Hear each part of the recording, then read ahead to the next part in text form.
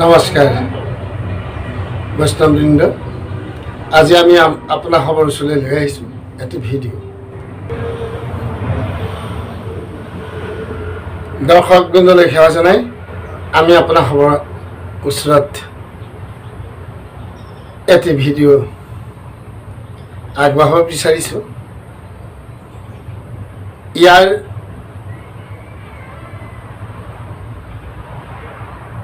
ওপৰত আপোনালোকে নিশ্চয় মন্তব্য প্ৰকাশ কৰিব বুলি মোৰ আশা।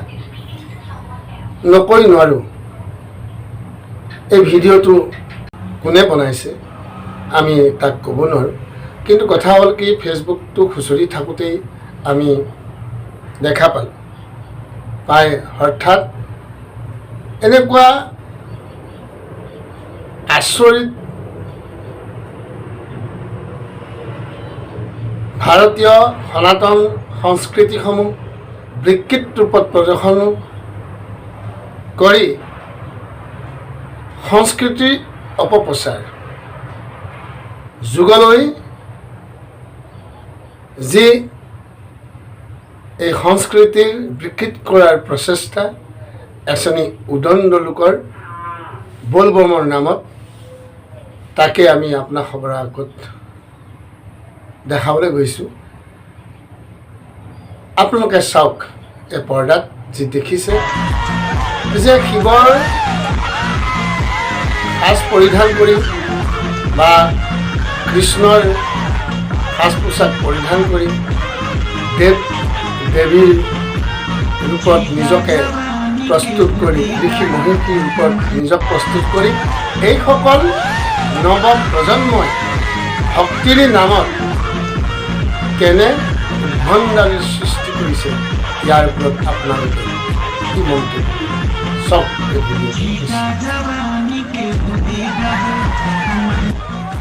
আমি অভাজনে সভ্য পন্থৰ সমস্ত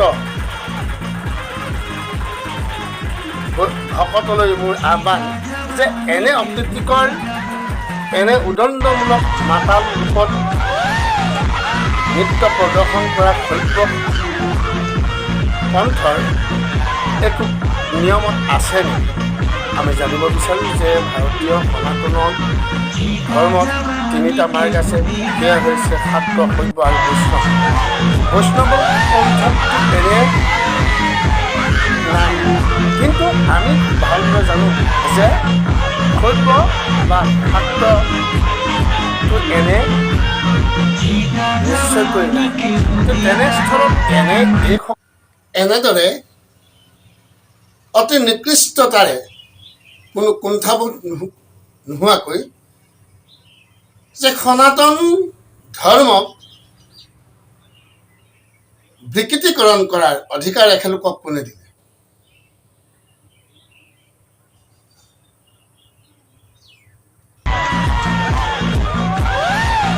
না, এখেতলোকে যে ভক্তিৰ নামত বিকৃতিকৰণ কৰাই এখেতলোকৰ প্ৰধান উদ্দেশ্য।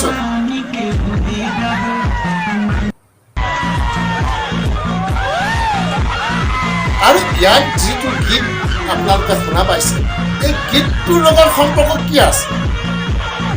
শিৱ আৰাধনাসকলৰ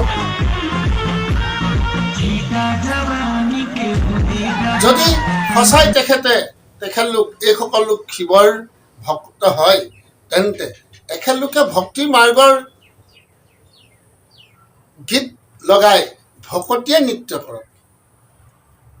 কাম উত্তেজনামূলক এই নৃত্যসমূহে কি দেখাব গৈছে?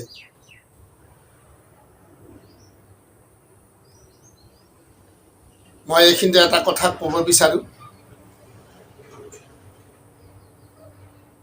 যে ভাৰতীয় সনাতন সংস্কৃতিত এনে কোনো নজিৰ নাই, অতীতত আৰু শাস্ত্ৰই পোৱা নাই।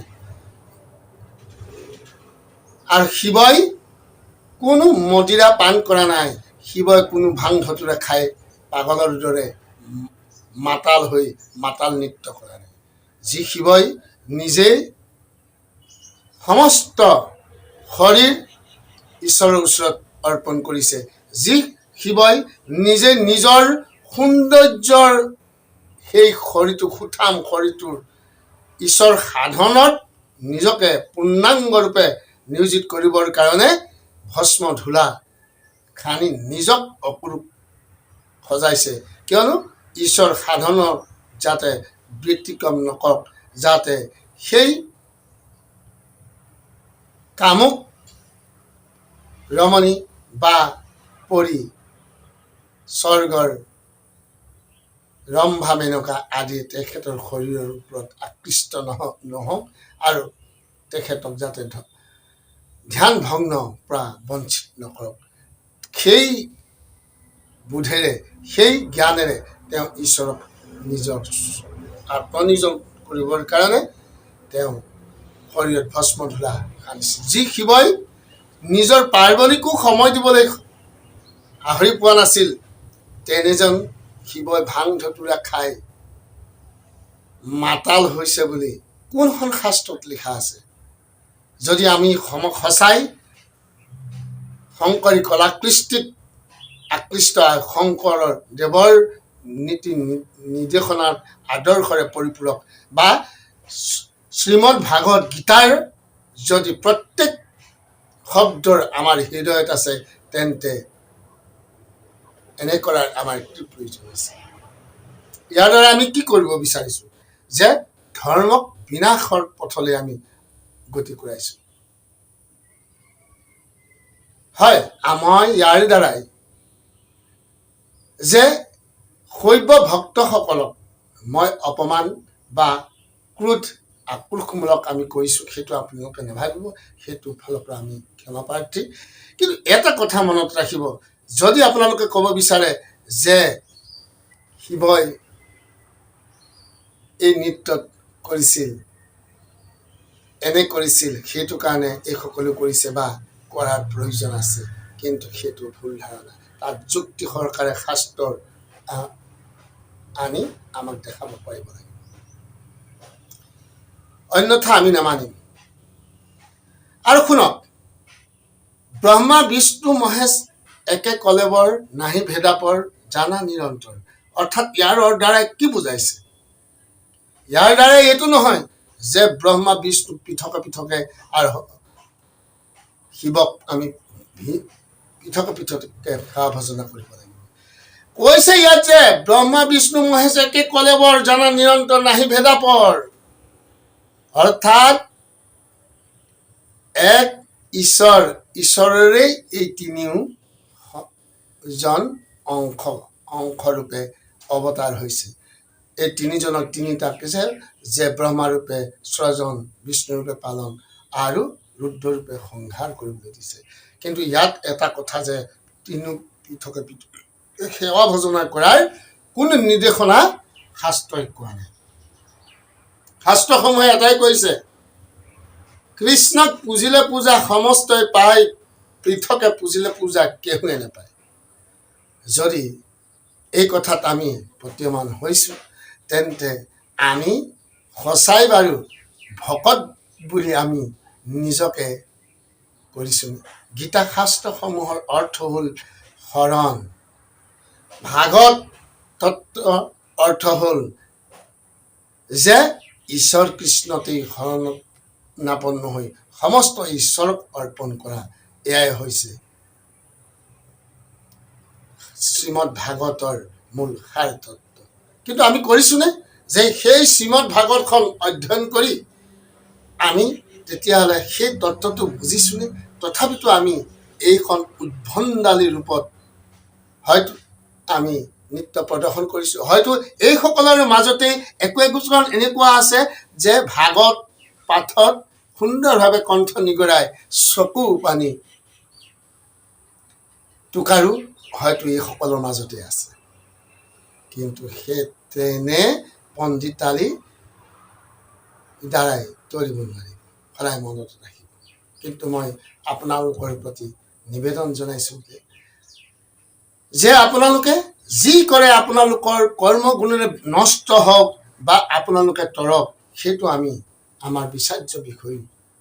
আমি যে এইটোৱেই কথা, সেইটো আমি আপোনাৰ বোলে আপুনি আপোনাৰ সত্য, আপুনি আপোনাৰ মৃত্যু, আপুনি আপোনাক ৰাখে মানে যে আপোনালোকৰ নিজৰ কৰ্ম, মই মোৰ নিজৰ কৰ্মৰ দ্বাৰাই বিনাশ হ'ম বা মই কৰ্মৰ দ্বাৰাই মই উদ্ধগতি ধৰম, ভৱসাগৰ ধৰিম, সেইটো মোৰ। কিন্তু তাত কাৰো ক'বলগীয়া নাই, নাথাকিলেও কিন্তু এটা কথা মনত ৰাখিব, ভুল পথে যোৱাসকলক যে গৃহৰ মুৰব্বীজনৰ বা পিতৃজনৰ বা ককা আইতাসকলৰ দায়িত্ব আছে যে সন্তান বিপথে গৈছে, তেখেতলোকক শুদ্ধ পথত গতি কৰোৱা। মোৰ বিনম্ৰ নিবেদন আপোনাৰ খবৰ প্ৰতি যে এনে উদ্ভণ্ডালি নকৰি, যদি আপোনালোকে শিৱ ভক্ত হওক, কিন্তু শিৱ যিটো ভক্তি কৰিছে, সেই শিৱৰ যিটো ভক্তি আপোনালোকে বা আমি কৰিবলৈ বহুত তপস্যাৰ প্ৰয়োজন আছে, বহুত সাধনৰ প্ৰয়োজন আছে, সেইটো ইমান সহজ নহয়।